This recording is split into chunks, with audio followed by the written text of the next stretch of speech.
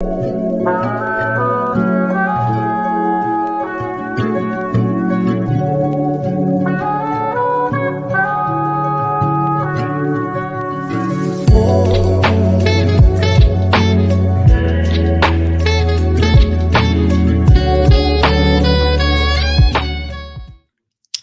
up, everybody? It's your boy Jeremy Speaks, and I'm coming at y'all again today. I'm sorry.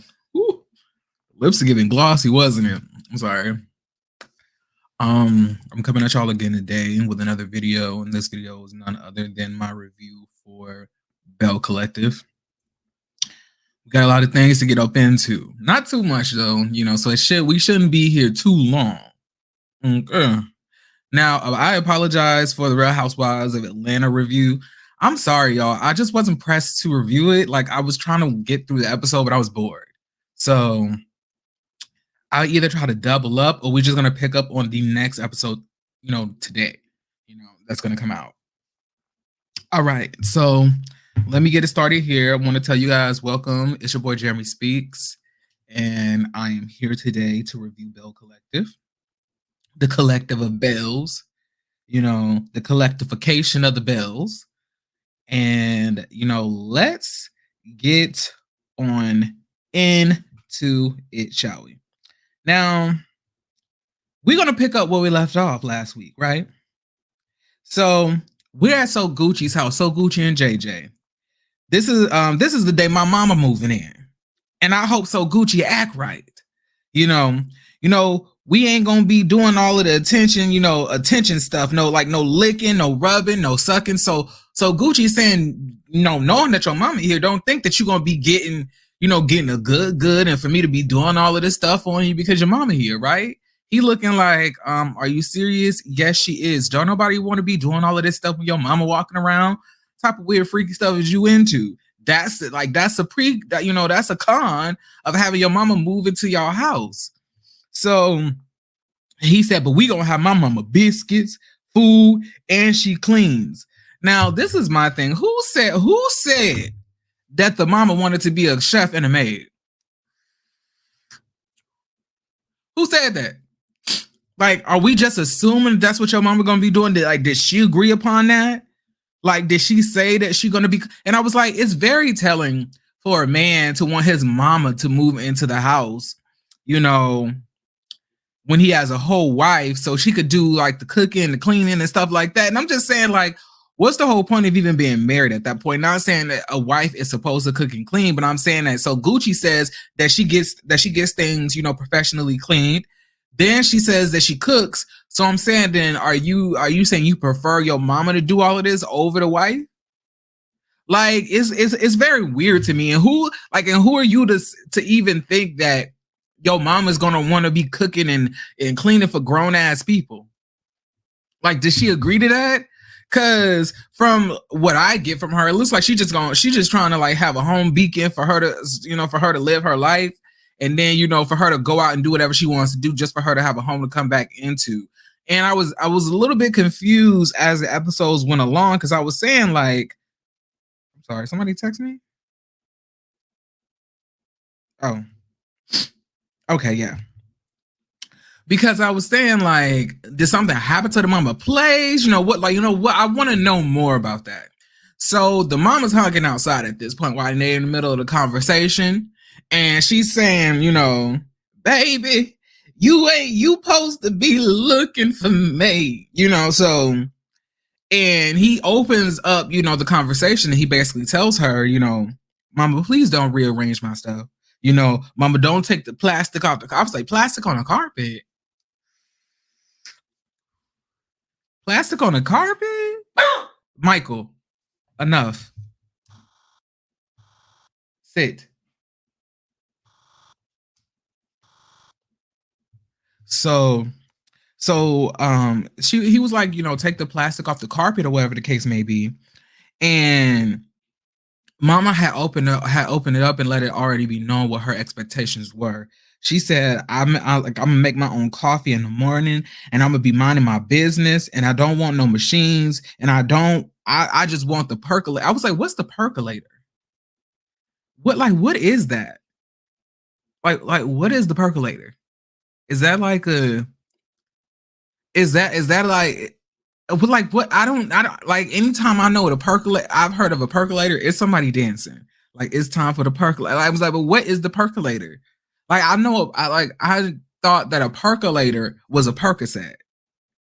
That's what I thought it was. But I didn't know it was like an actual machine. Like what did she mean by the percolator? Could y'all let me know? Could y'all let me know below, please? Because I was like, the percolator. I was like, a percolator, that don't sound appropriate. Like, anytime I heard of something percolating, it was never in an appropriate environment. Now, all right, so she said, so now, JJ is kind of like looking a little bit, he's like, I don't know how this gonna go. And it kind of makes me wonder, like, did he want the mom to move in, or did the mom ask him, can she move in, and he couldn't tell her no? Because truthfully, truth be told, it don't look like he wanted her to be there either when she got there. Like, but honestly and truthfully, when you see JJ mama, you can tell where he gets his personality from, because they definitely have the same personality. You know what I'm saying? So, but she tells him, don't be anticipating no negativity, don't be anticipating problems. Just saying, let's just think positive about this. Now, y'all, this is where I couldn't wait to go. Go sit down now.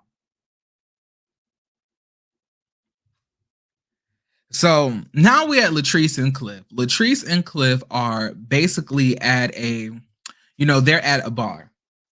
Latrice has invited Cliff to lunch. I really don't know why we have to go and see Latrice take Cliff to lunch when they live together. It's a little odd to be meeting in, public places and having these conversations rather than, having it at home.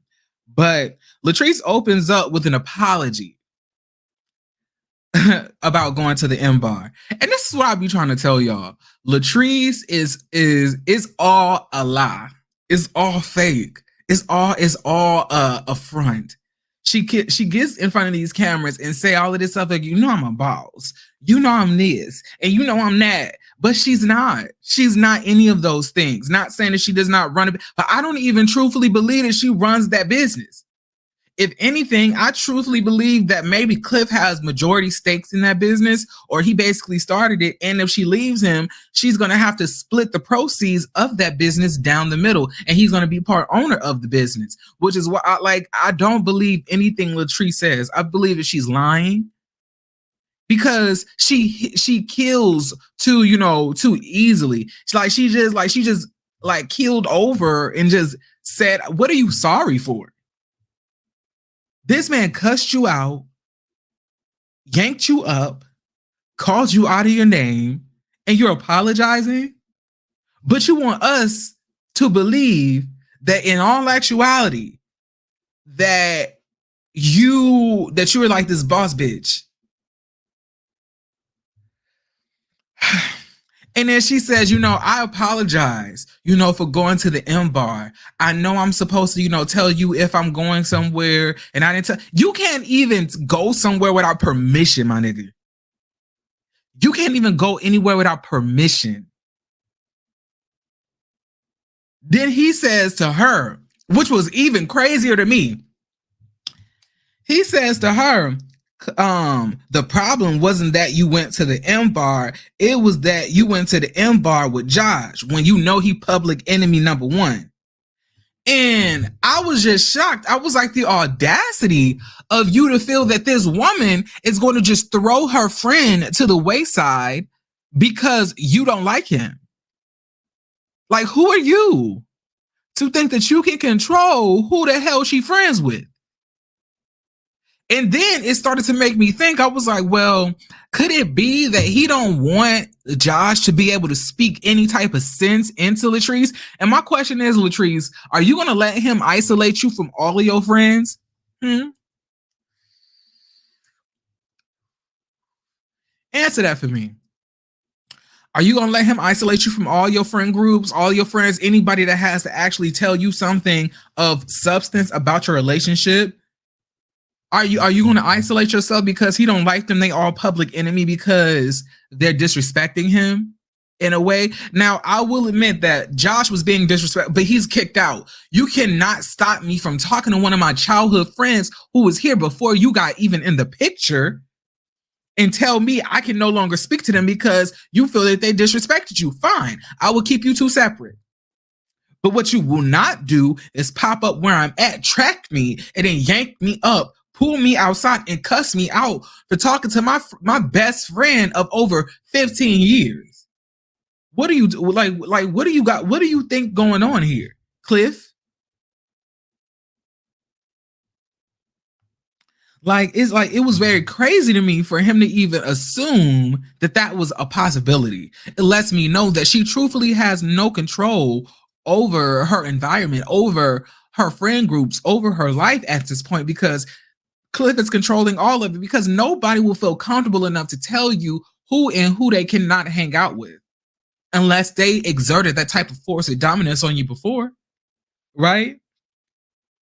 So this is when Latrice is in the confessional. She keeps saying, Zaddy keeps treating me like his child, and it's something we got to work through. I am so sick and tired of fucking Latrice talking about it's something.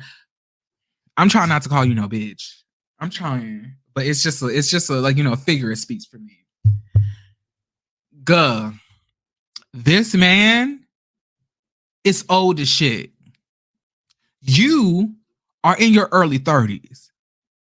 You cannot change somebody who is set. It's nothing that you're going to work through. Quit telling us that. Quit telling us that you're going to work through this with this man. This man is not working through anything. He's not about to bend. He's not about to flex. He's not about to slinky, like he said himself, to conform to anything that you want. It's either you going to go with it or not. And at this point, I believe that Cliff ain't even forcing you in a relationship, that you're not afraid to leave, that you just don't want to. He fine with you leaving or not. Because Cliff is older, he got money, so he gonna find another chick, but you don't want to leave. And it makes me wonder, because I do remember what Marie said on Twitter the other day when she said that Cliff has all the money, and you truthfully ain't making the money that you say that you're making. And if you were to leave, that lifestyle will be gone too. And that's what you're afraid of.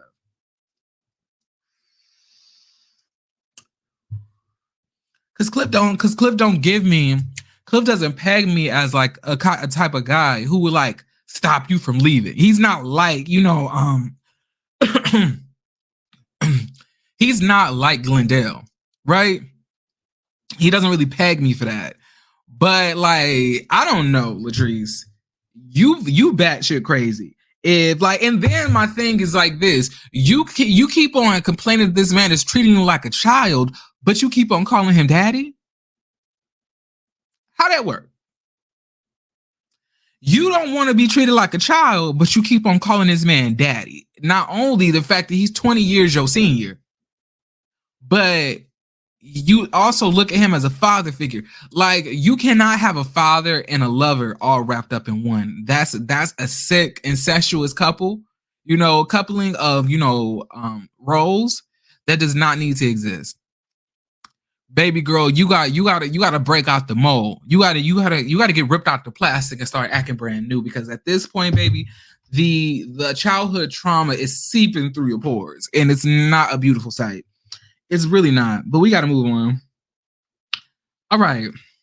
So he says, see men in the city different from what y'all used to. He's letting her know like that he ain't these men that you used to, like these millennials, that these are, that these young whippersnappers. He ain't like us. He like, from where he from, the men go get the bacon, the women stay in their house, cook and clean, maybe talk on the phone with her, with her friends, get cheated on, and have babies. That's it. Meanwhile, Latrice is in the confessional telling us this is something they got to work through. Ma'am, you cannot change that old ass man. And you keep on lying to yourself, trying to make yourself believe it's something that's going to be worked on, but he is making it very clear that he's not changing. So why are you continuously saying that? You sound fucking crazy. He's not changing. This is when she asks, is there an issue between us? He says, yes, because you wasn't supporting me like a wife. Then he goes in to say she want to boss me around, but she gonna listen to me because I run her. She don't run me. Once again, exerting that dominance and that, that male chauvinistic belief that a woman is supposed to be in this submissive role. Y'all, I am so motherfucking sick and tired of the submission act. I am so sick and tired of the submission conversation. It is truthfully annoying the shit out of me, honestly. Why does it have to be submission? Why do we, why can't it just be us respecting one another? And, us, having compromise between one another, having, respecting the boundaries of one another, loving one another and doing things for each other equally. Why do I have to submit my will to a nigga? Why? Why is that a thing? Why? Is that I just hate the conversation. I despise it with it, with a deep passion, y'all. I really don't like that whole, submission shit. It really be bothering me. So she says, let's write down some boundaries. This is when Cliff said, okay, I'll approve of the boundaries. And all I could think about was this conversation is dumb as shit. This man don't care what you saying, Latrice. He is playing in your face. He is not this is all child's play for him. He is not thinking of you as no equal, sis. He will not, he never will. He never won't. He never won't. He never will. Will it won't, will it won't. He ain't doing it. This man he's a baby boomer. You're getting a man in his either late 50s, 60s, trying to conform to a new generational way of thinking. And that's not how it works. You can't change him, baby, but he is going to break you down and mold you to be what he wants you to be, though. And he's already done it. You just lied to yourself and lied to us to make yourself feel better. But at the end of the day, you're miserable. You don't like the life that you're in. Your man truthfully doesn't respect you as his equal. He wants you to be in the house naked, barefoot, pregnant, as he's an old ass fucking man, which is why he's. And then another thing, why the fuck are you even contemplating getting pregnant by this fucking worm?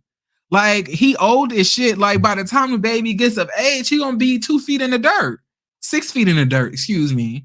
But I'm saying it would make no sense for this old ass man to have another baby. He's not gonna be running after the child. It's gonna be you. And then when you are pregnant and you do have the child, he's gonna use that as another way to control you, because then he's gonna start mom shaming you as a bad mother. That's what he's gonna do. It's literally insane to me that this woman is just y'all. And then she's gonna say, I want to be equal. The fact that you have to tell the man that you're married to that you want to be equal with him, and then he says, but you're not my equal. This man just told you that you're not equal to him, that you are not, that you don't have the same rights that he has, that he can do certain things and you can't. You're not his equal. And I'm saying at this point, the man is not for you, Latrice. He don't fit the criteria on what you're looking for. You don't fit the criteria on what he's looking for. What he's trying to do is break you down and make you the woman that he wants you to be. But you would never be able to break this man down and make him the man that you want him to be. So it's not going to be no compromise. It's not going to be him changing. It's nothing to work on, because he's not trying to fix anything. He don't think that anything is wrong with what he's doing. He's just playing in your face, allowing you to talk a little bit, and then you're going to do exactly what the fuck he said, which is why you apologize at the beginning of the conversation anyway, because you already know that you're going to do what he tells you to do. You're just playing in our face, and that's why I don't like this lady. She playing in our face. She playing in our face. So he says, I'm behind you 100%. It's because of me that you here right there. So not only is he going to tell you that he's not your equal, that you're not equal to him, but then he's going to take responsibility for your success, which makes me believe that Latrice is a fucking liar, that this man actually did fork up a lot of money to help her start that fucking business. She did not just start that shit on her own while married to a rich nigga. She did not just do that. She definitely got help. Latrice is a liar, y'all. I know y'all like her, but Latrice be lying. Latrice is a liar from the pits. She's a liar from the pits. And that was the end of their conversation. Basically, you're not my equal. You ain't gonna hang out with Josh no more. You ain't supporting me enough. You ain't cooking enough. And it's only because of me that you're even that successful right now, because I'm 100% behind your business. Even though you're around here telling everybody that I don't have any money at stakes in your business.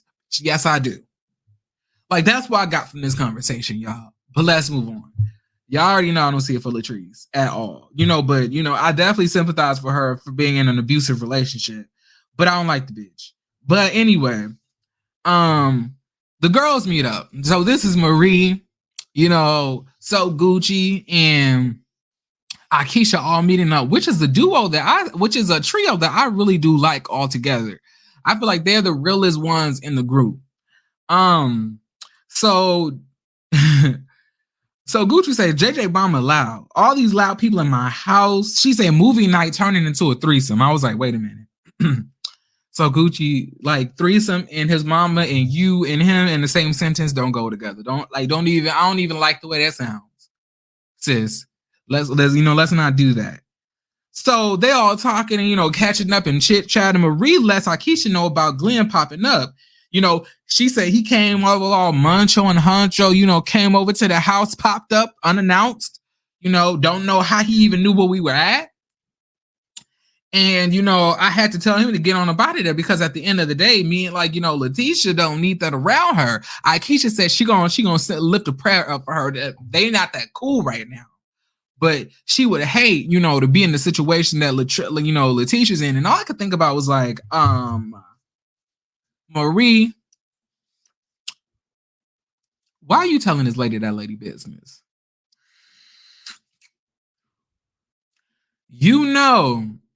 Letitia and Akeisha do not like each other like that.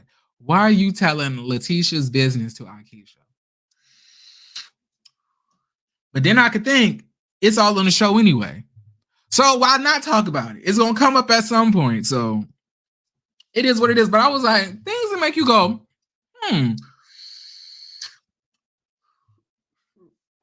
Now listen, I don't know how I feel about it, because at the end of the day, I don't think it's anything any different than what Letitia been doing with Latrice. Latrice is a sneaky snake and been talking hella cash money shit about, Marie and her business and, spreading rumors about it and stuff like that, trying to get her, seized by the government and the IRS for Medicaid fraud. But you still cool with her. So maybe is this a way for you to get your get back? Slightly, because Letitia is still real cool with Latrice, even though Latrice has been, disrespecting and playing in Marie's face, and Marie has been Letitia's friend for years. But let's continue, child. So now, Akeisha says she gonna put it on her prayer list. Akeisha asked Marie if she coming to Latrice's party. She says, girl, no. That girl need help. That girl needs some therapy. That girl. And then this is when, so Gucci says, maybe daddy ain't done raising her. And I was like, see, I can't even get mad. That she said that, because Latrice is going and talking about that lady marriage. So, but like, that's crazy that everybody also sees the fact that this man controls you and basically tells you where to go, when to go, and how to do it. And then she says something about like Latrice having just one hair machine in a shop, making me believe that, Latrice's business is not what she claimed that it is, which I wouldn't be surprised about, because I already told y'all, I don't believe anything that Latrice says. I don't, like, if Latrice told me that the sky was blue, I would question it, because I would be like, you be lying. Latrice is one of those people that exhibits traumatic dissociative disorder. When they're in traumatic events, they imagine things and they dissociate from reality and distort the truth to make themselves feel better. To me, that's what Latrice does. She's in these horrible situations or things may not be what they are, and then she makes believe to make it seem better than what it is. You know, daddy is the best man. You know, I could not ask for a better man. Lie.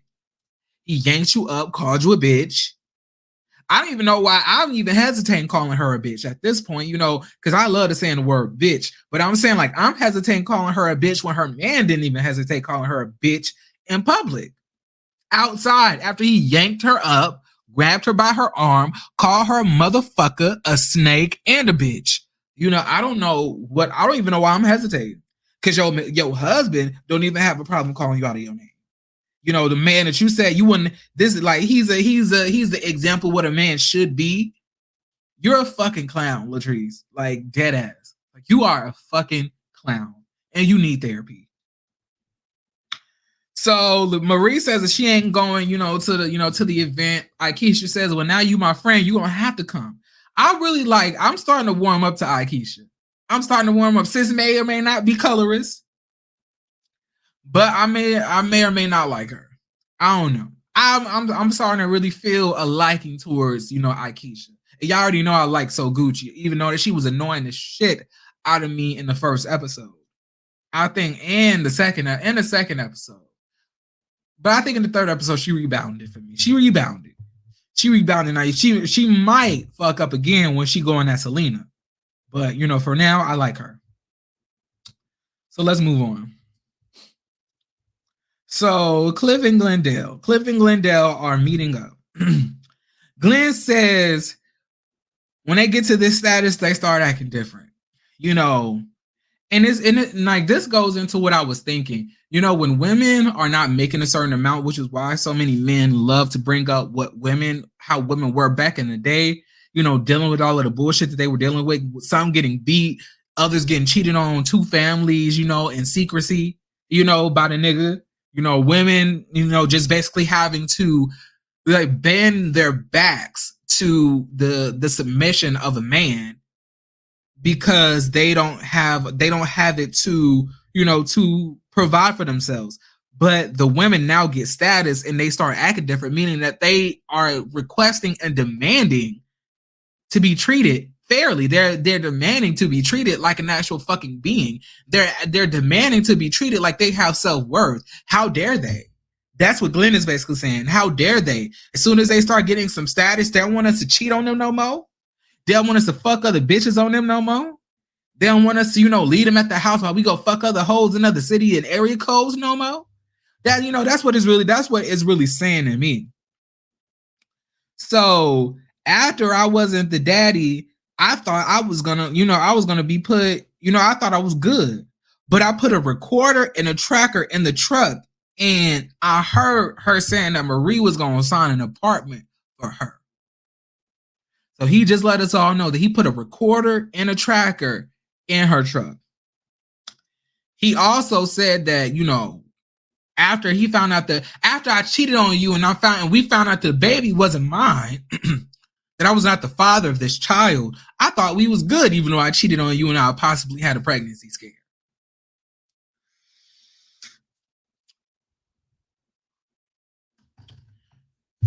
Y'all, you can't make this shit up. You really can't.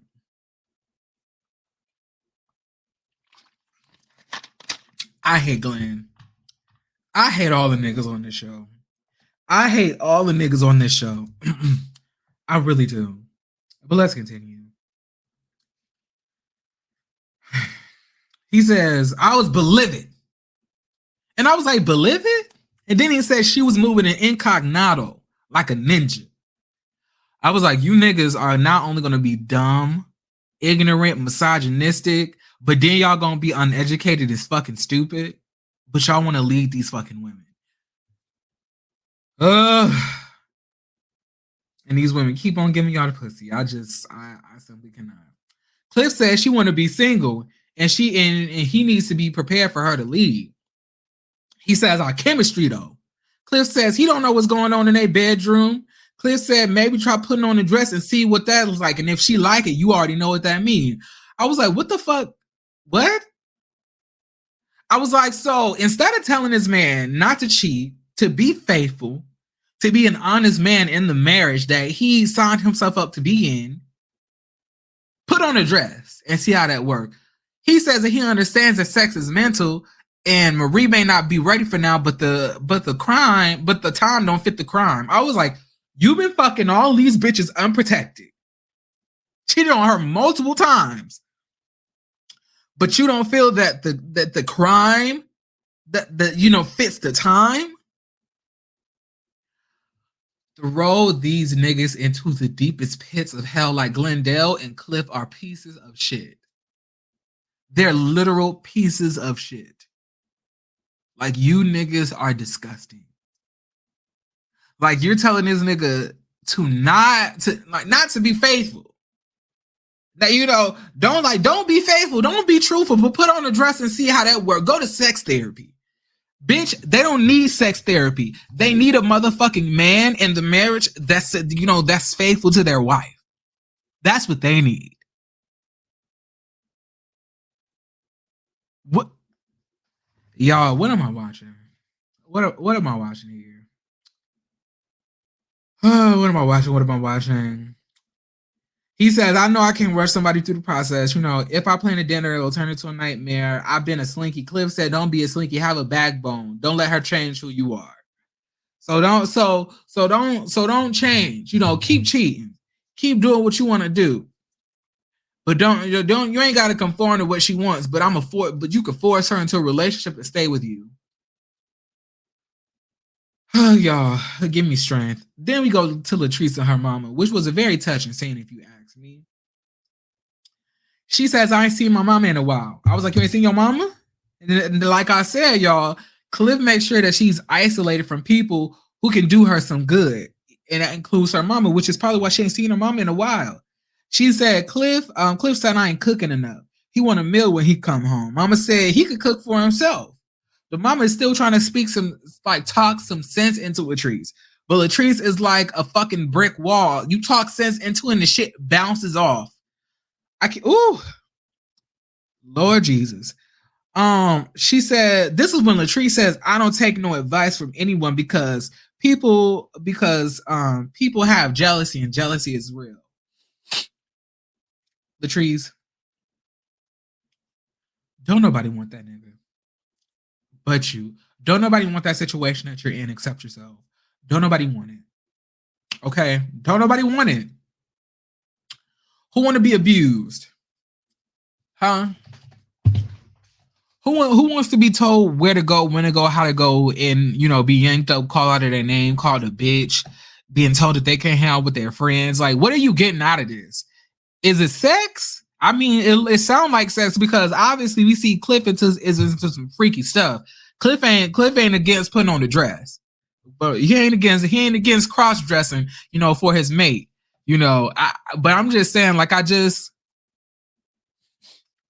are you getting out of this? Y'all, help me, Lord. So after that, she's like, the mama says, I know you love your husband and I love my son-in-law, but don't let no one dictate you and tell you what to do. Latrice says she knows that this is true, but it's something that her and Cliff got to work through. I say, you say that one more time. Y'all not working through shit. You're only saying that to make yourself feel better to stay in a situation. It's no work happening. This man is not changing. Stop lying to yourself and stop, most importantly, lying to my motherfucking face. Bitch. Stop. It's annoying the shit out of me. Stop telling me that. Stop telling me it's something that y'all gotta work through. You motherfuckers ain't working through shit. So he says, the mama says you ain't gonna never be happy in your life, unless a marriage is 50-50. And your daddy tried to control me and tell me what and what not to do, and we had to fight it out. And Latrice, once again, your mama is letting you know that this is not the marriage for you, sis. You need to go. But she said, Latrice is still saying, well, this is something that me and daddy got to work through, head ass. Like, girl, this is dumb. Let me move on. I'm sorry. I cannot stand Latrice. I wouldn't even be mad if she was like, her being battered or whatever the case may be. But you a bitch on top of it. You are a bitch to people and you're rude and nasty to people. But then in your relationship, you want like, it's something that me and daddy gotta work through. Like, I wouldn't even be mad if you was a boss bitch and just bitchy to everybody. But then you letting this man like do this shit to you? Talking about you don't like yes, the fuck you do. You love confrontation when you don't like a bitch. You love confrontation when you see somebody that you can pick at. You love confrontation then. So now we moving on to Akeisha and her grandson. Yes, for the bow. I love the bow, y'all. The bow was giving me what I need in life. The bow was giving me what I need. I love a good bow. My mom is an amazing woman with 2 degrees. She is fully retired from anesthesia and partially retired from psychology. So Grandma San got her bag. So she letting us know that she was an illegitimate child who was partially adopted by her aunt and raised as her aunt's child. And now she's an heir. Her aunt holds so many different properties, and now she's running. I'm talking about Akeisha now. Akeisha is running the Holly Foundation. And Akeisha then says,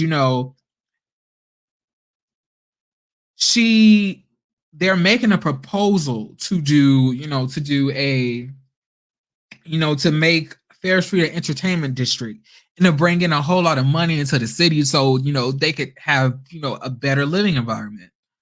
Now, I really did love this scene because I loved seeing not only the generational wealth that's being passed down from generation to generation, but to see such a successful Black woman. Like Grandma San is literally the rich auntie that flies all over the country. And I love that for her. And I'm saying, like, if I, like, not saying I don't know Akeisha's background, but I would very much be interested to know if Akeisha went to college or what Akeisha's, majors, what her education is in. Does she have a master's degree? Whatever the case may be, because I would imagine that she would want to like, rise to the occasion. And she says, she's trying her best to, to fill the shoes of Grandson because Grandson is a phenomenal woman, phenomenally. # shout out to Maya Angelou, right? But that was that for that scene. Now we're at Glenn is in the studio. Him and Letitia talk through the music, he says. JJ comes in and say, gosh darn it, this is some good music, gosh darn it. Like I could hear this being a hit, gosh darn it. I might have to give this to my baby mama Selena. That's why So Gucci don't like Selena. Because he knows that she knows that he still has feelings for Selena. But don't take that out on Selena. It ain't Selena's fault that she a bad bitch. It ain't her fault. She was born that way. But you bad too. Like So Gucci's a beautiful woman. She does look a little older, but she's still pretty nonetheless, and her body is down. And she a businesswoman.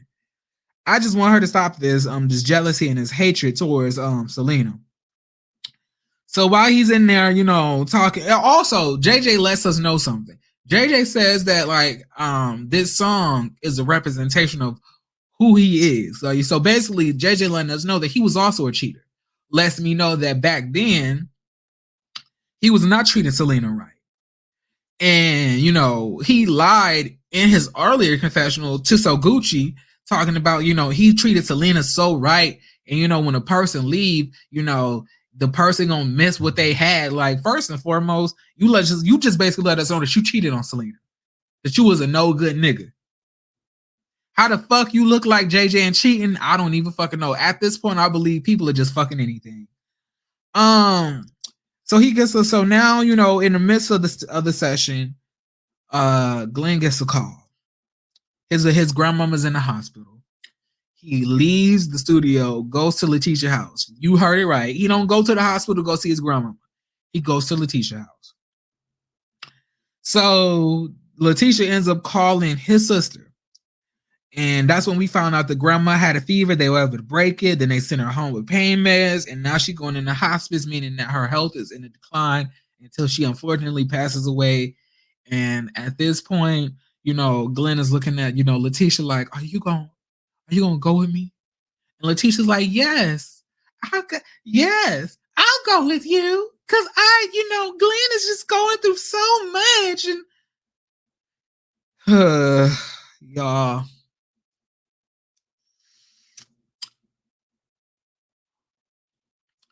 That was it. That was it. So she back on her clown shit because his grandmama dying. And we back in square one. Even though this nigga just tracked your car, popped up on you, and scared the shit out of you. And he popped up once again and knew where you were at. And you ain't paying enough attention to it. Y'all, I gotta go. All right. Much love to everybody. Bye.